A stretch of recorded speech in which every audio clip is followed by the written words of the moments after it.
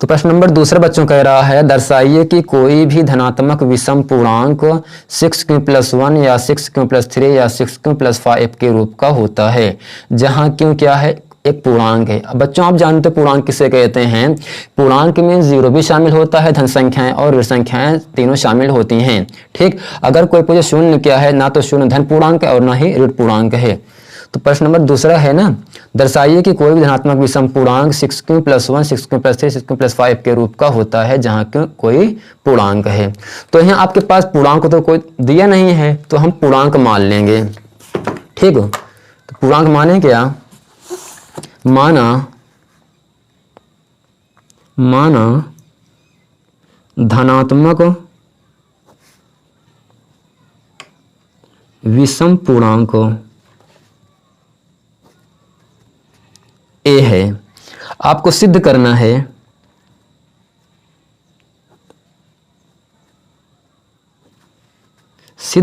है धनात्मक पूर्णांक धनात्मक विषम पूर्णांक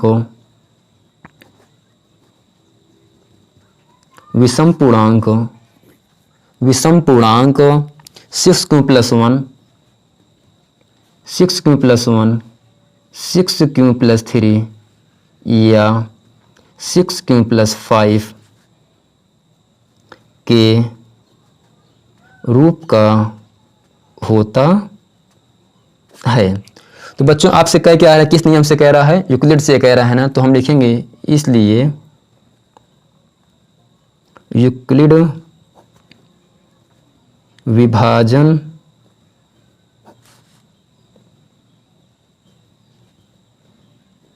प्रमेय से फार्मूला क्या होता है, a बराबर bq+r, जहां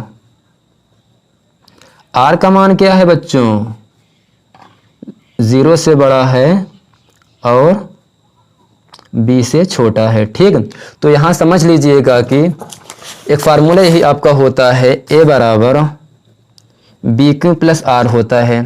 ठीक, bq+r यहाँ पे किसका फार्मूला है, यूक्लिड का है, जो इसे को कहते हैं a बराबर bq+r। अगर इसे लिखा जाए a बराबर 6q प्लस पहला मान क्या था यहाँ से 1 6q+1।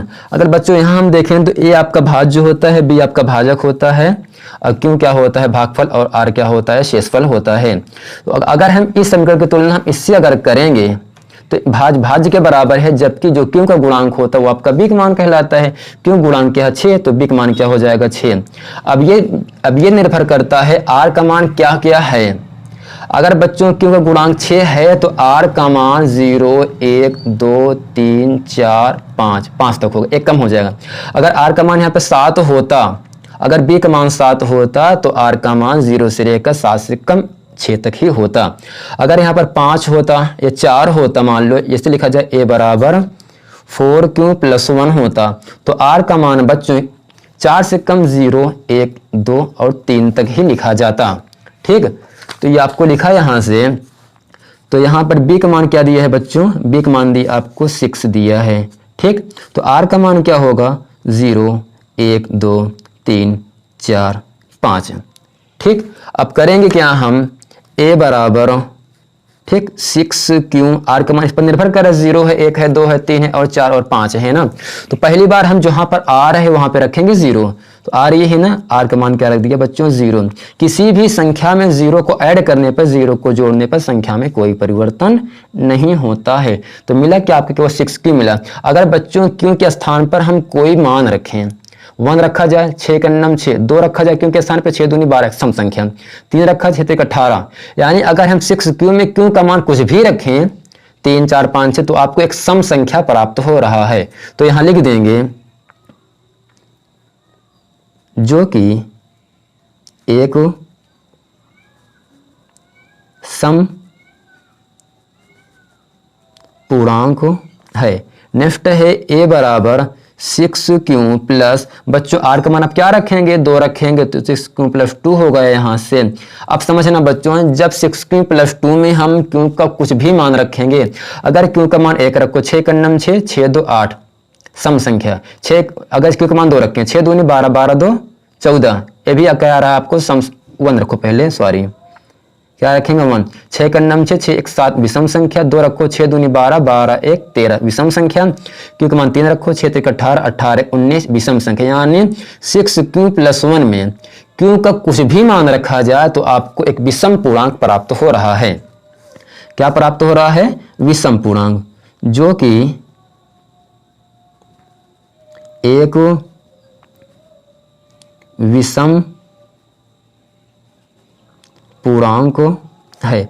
अब रखेंगे a बराबर 6q प्लस, जहां r है वो r का मान रखेंगे 2।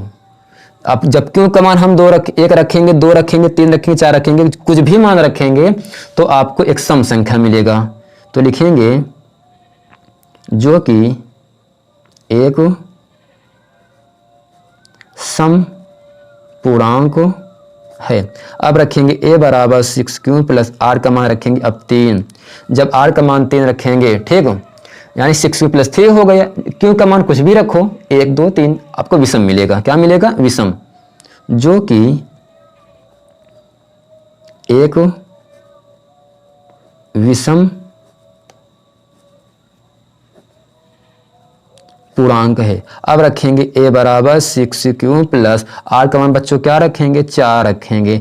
जब r का मान 4 रखेंगे तो 6q प्लस जो 4 है इसका मान क्या होगा? अगर q का मान 1 रखा है, 6 के नाम 6 4 10, 2 रखो 6 दूनी 12, 12 4 16, 3 रखो 6 3 18, 18 4 22। यानी 6q + 4 में q का कोई भी मान रखो आपको एक विषम, आपको एक सम पूर्णांक प्राप्त हो रहा है। क्या प्राप्त हो रहा है? सम पूर्णांक।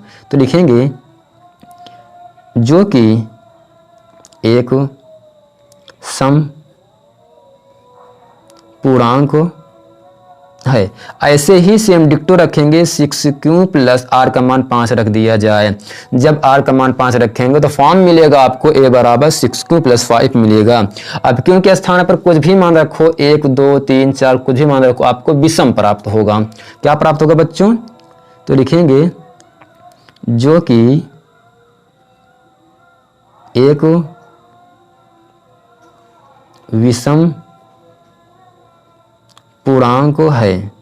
अब यहां से हम लिख देंगे अतः, यानी जब q का मान 0 रखे तो आपको सम प्राप्त हो रहा है, a1 रखे तो विषम, 2 रखे तो सम, 3 रखे तो विषम, 4 रखे तो सम, 5 रखे तो विषम। तो नीचे लिखेंगे यानी किस किस पर मान सम आ रहा है, किस किस पर मान विषम संख्या आ रहा है। तो नीचे लिखेंगे अतः 6q का मान 6q + 2, 6q + 4 सम पूर्णांक हैं, परंतु 6q + 1, 6q + 3, 6q + 5 विषम पूर्णांक हैं। अतः किसी धनात्मक विषम पूर्णांक q 6q + 1, 6q + 3 या 6q + 5 के रूप का होता है। यह था बच्चों प्रश्न नंबर 2। सेम टू सेम, कुछ नहीं करना है। जो b का मान आपका 6 निकला यहाँ से, तो 6 पहले क्या आता है? 0 1 2 3 4। तो यानी यूक्लिड वाले में a बराबर bq + r में हम एक बार रखेंगे 0, फिर 1, फिर 2, फिर 3, फिर 4, फिर 5। यानी किस किस पर मान सम पूर्णांक आ रहा है, किस किस पर मान विषम पूर्णांक आ रहा है। ठीक, यही था आपका आंसर।